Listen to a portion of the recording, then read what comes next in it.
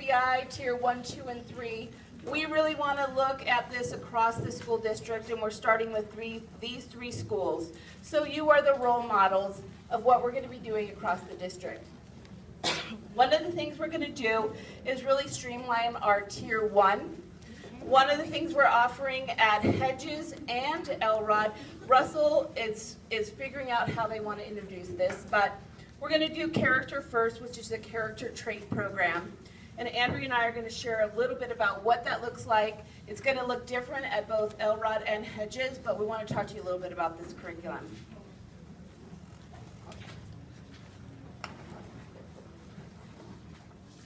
Can you guys see those little pictures?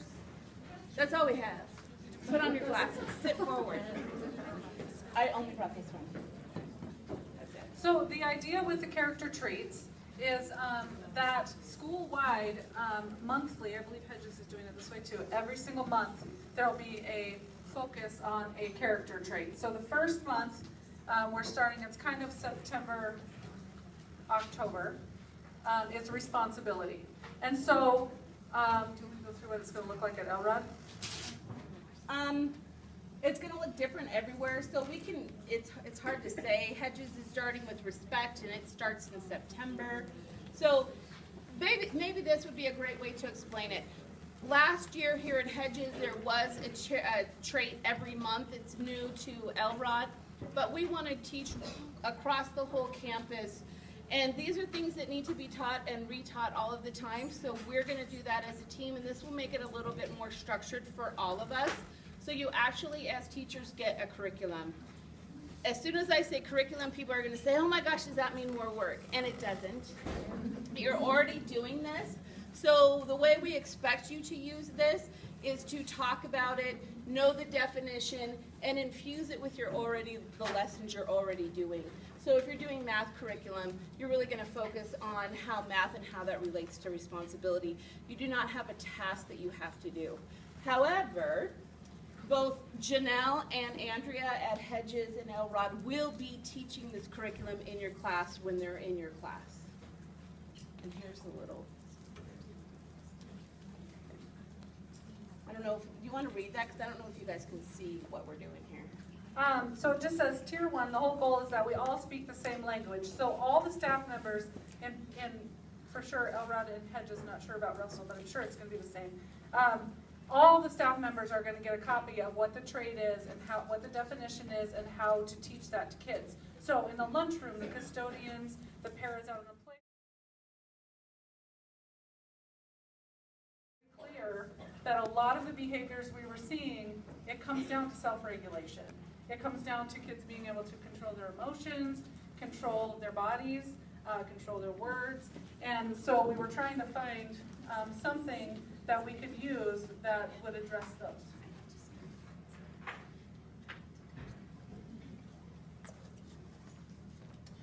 And so we did. We found this thing called the Zones of Regulation.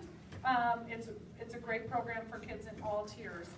It's evidence-based and it works across all tiers, like I said. The other thing we recognized was a need to have consistent curriculum or programs from school to school. So like this year at Elrod, for sure, and I'm sure it was across the board, we saw a lot of kids come back to their home school where they had been in other schools. So the idea is if we have Johnny in first grade, and then in third grade he goes to Hedges, that in third grade he'd be able to be using the same language in the same program that they're using here at Elrod. We all know that that helps kids more when it's consistent, the same language across the board. So we're really fortunate to be a part of the Montana SOARs, and Montana SOARs is paying for the materials and the supplies, and so we're really grateful for that piece of it. You guys are the experts in your classroom. You have things that are working in your classroom. This is not at all meant to take over what you're doing. It's just another tool for your toolbox. So whatever pieces you want to use, all of us are available to help you with that.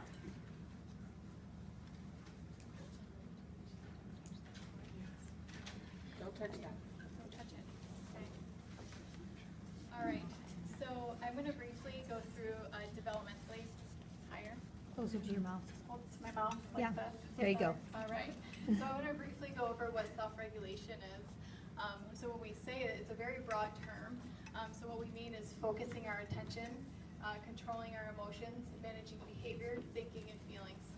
Okay, so some sort of implications, if you have decreased self-regulation, would be decreased learning, decreased academic achievement, increase of aggression, increase of antisocial behavior, and increase in depression.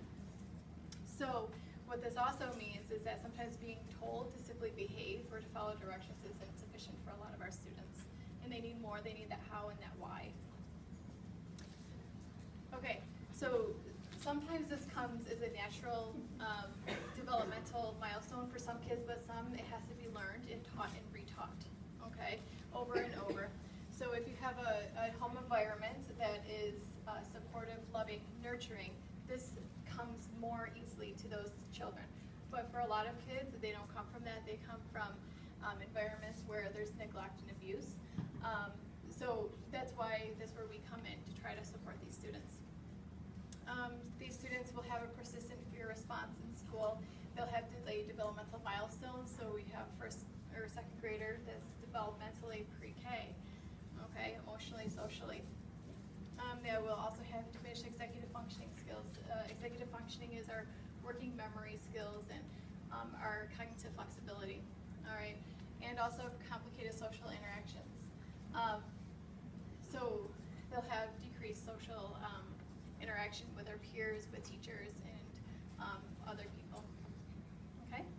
Self-regulation and social skills, the kids sometimes will look like they are not compliant, they'll look like they're disruptive, inattentive, hyper, lacking engagement, multitasking. So those are just some of the things that we have observed when really they need help with their self-regulation.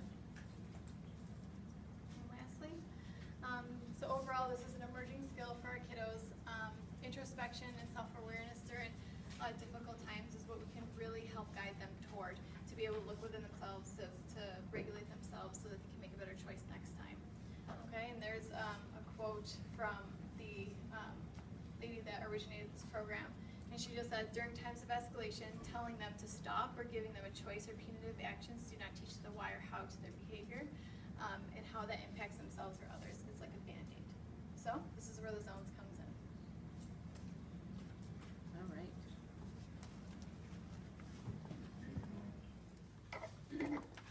right. So we kind of already talked about this, but where zones comes into play is tier 1, so universal interventions, so that's classroom interventions and also school-wide. If we're all using the same language and the same techniques, that's just going to be more reinforcing for our students. And so, yeah. And then tier 2 targeted interventions would be small groups or one-to-ones using the program, and then tier 3 is individual interventions, an individualized plan for identified students. So some one-on-one counseling or possibly some CSCT. Just remember, this is a tool, technique, strategy. It's not a curriculum. So think of it as a tool in your toolbox. Okay, so again, it's a teaching tool, a thinking framework. If we're all thinking about self-regulation and how can I get this kiddo to get back on track, to get self-regulated so they're ready to learn or they're ready to go into the lunchroom. It's a way to nourish the development, to nurture the development of skills. When I think about this, you know, a lot of our kids are going to have K through 5.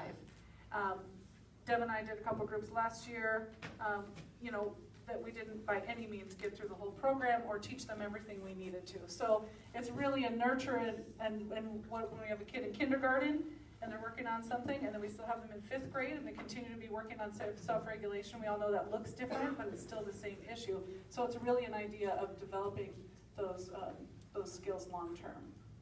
A way to create consistent language, we already talked about that. But it's not a discipline model or a way to reactively approach behavior. It's very proactive. It's not a way to shame negative behavior and not to punish kids. So. Here's the good stuff, fun stuff. All right, this is the fun stuff. Okay, first of all, super excited that we're actually going to be doing something across the schools, but we're really going to focus on building our tier 2, but we first need to start at tier 1. So when I said you weren't going to have to do any extra work, I really did mean that. So this is going to be an example. If you wanted to invite myself or Andrea, depending on what school you're at, if you wanted to invite us into your classroom, this is something that we would do to your class. That sounded bad. I didn't mean it that way. This is something we would present to your class.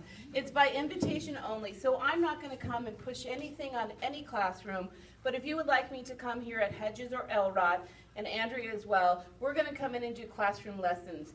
The requirement is that you have to be there, and the reason for that, when we're talking about common language, what we found when we were doing our groups is that kids come to the group, one, because we're super fun, and they are super well behaved. So we're trying to teach how to regulate, and guess what? They never are not regulated in our groups. So we need to come to your classrooms, and if you want to be a part of that, you invite us, we'll come, we'll do the education, we'll come as many times as you want, and this is a tier 1, so you're there, and we're all learning together. All of these tools, all of these supplies, they're going to be paid for by the grant. And so if you want that in your classroom, we're coming in and we're going to offer that. This is K2 on how we would introduce zones. So I am not very technical, so we'll see if I can get this to work. Oh, did it work? Oh, it's working. Slowly, right? Now, when I come to your classroom, I promise I'm going to be spot on with this. Okay. So, here I go. Can you move me forward?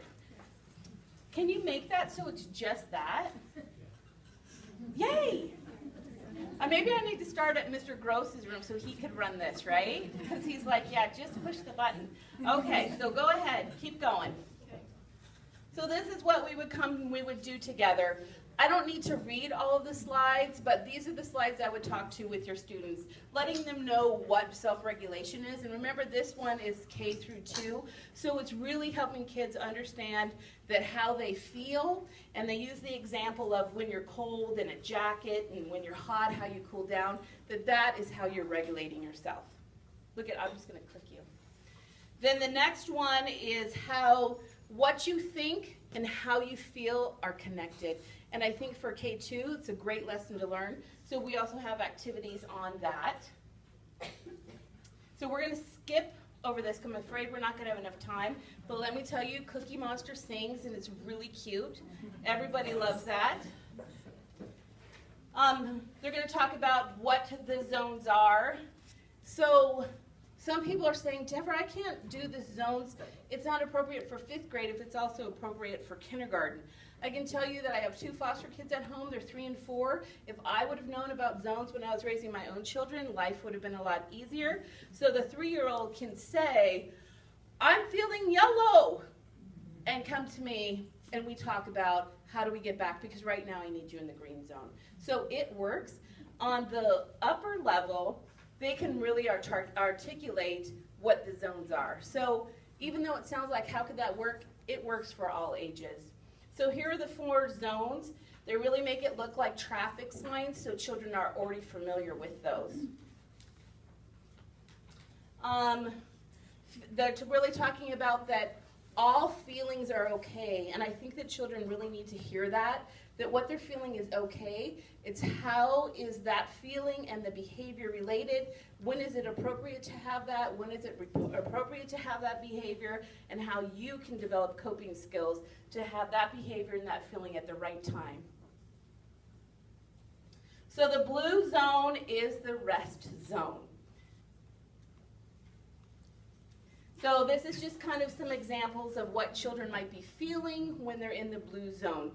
Really basic, most of the time the kindergartners, and we had a great 2nd grade zones group, that it's really about coming to school, they didn't sleep well the night before, and they're tired. Or bored. They're not bored in our group though. This is the relationship between, if your energy is low, you need to increase your alertness.